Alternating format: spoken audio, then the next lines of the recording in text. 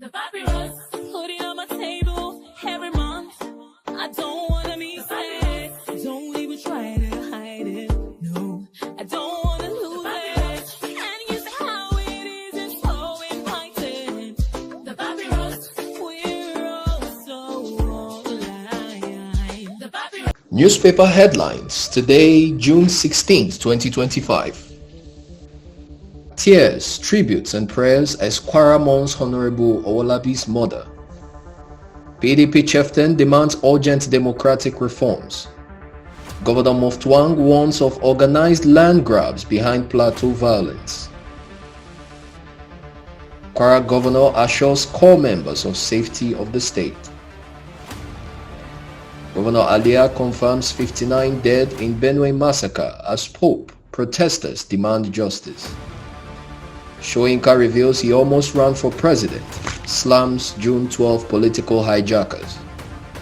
Benue governor's aide suspended for joining protest over mass killings.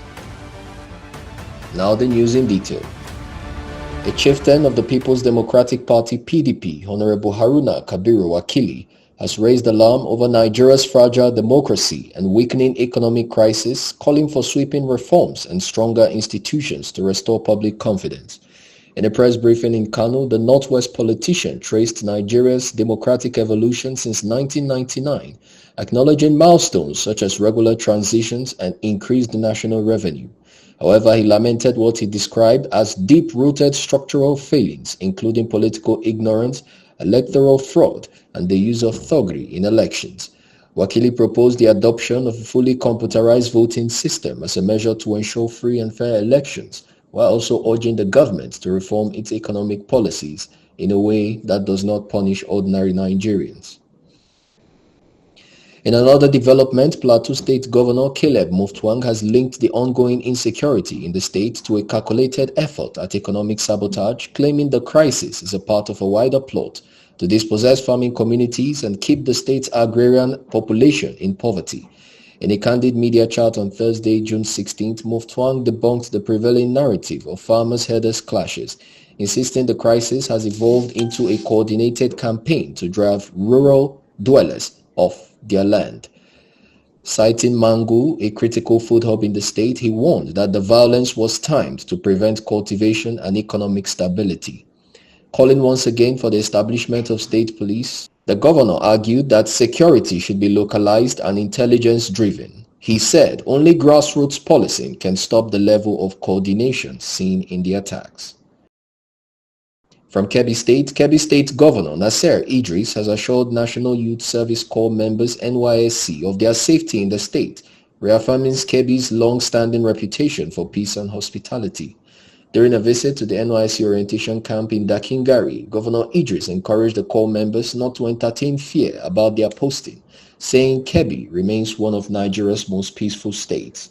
In a show of goodwill, the governor donated 20 million naira and 3 bulls to support the welfare of the Corps members currently in camp. The gesture was received with applause and gratitude by NYSC officials and participants. State coordinator of the NYSC, Bala Dabo, thanked the governor for what he described as an unprecedented gesture, adding that Governor Idris has demonstrated exceptional commitment to youth development and education in the state. From Benue State Governor Hyacinth Alia has confirmed the deaths of 59 people following a recent attack by suspected herdsmen in Yelawata, a border town between Benue and Nasarawa State. Speaking at the government house in Makurdi on Sunday, Governor Alia said the death toll was verified through a joint count by security agencies and affected families. The casualties included members of the military and civil defense who lost their lives protecting the community.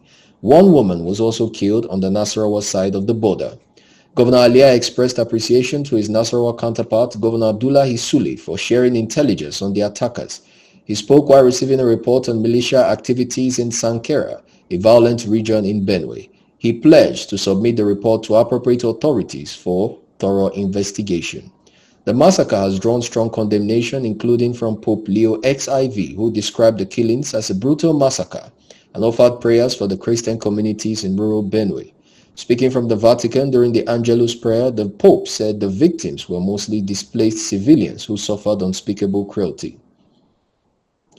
In another development, Nobel laureate Professor Wole Soyinka has revealed that he once considered running for president during the post-June 12th democratic struggle, but dismissed the idea after what he described as 36 hours of madness.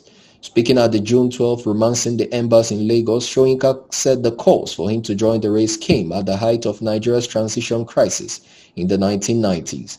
He warned against the political hijacking of the June 12 legacy by individuals who took no part in the struggle but now exploit it.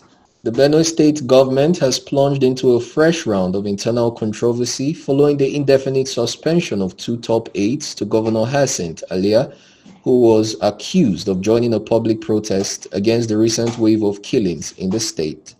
Honorable Atu Tava Joseph, the Principal Special Assistant to the Governor on Youth and Media Mobilization, announced the suspension of Mr. John Ukeima, Chief of Staff, and Mr. Lubem Takula, Chief Press Secretary, in a letter dated June 14, 2025.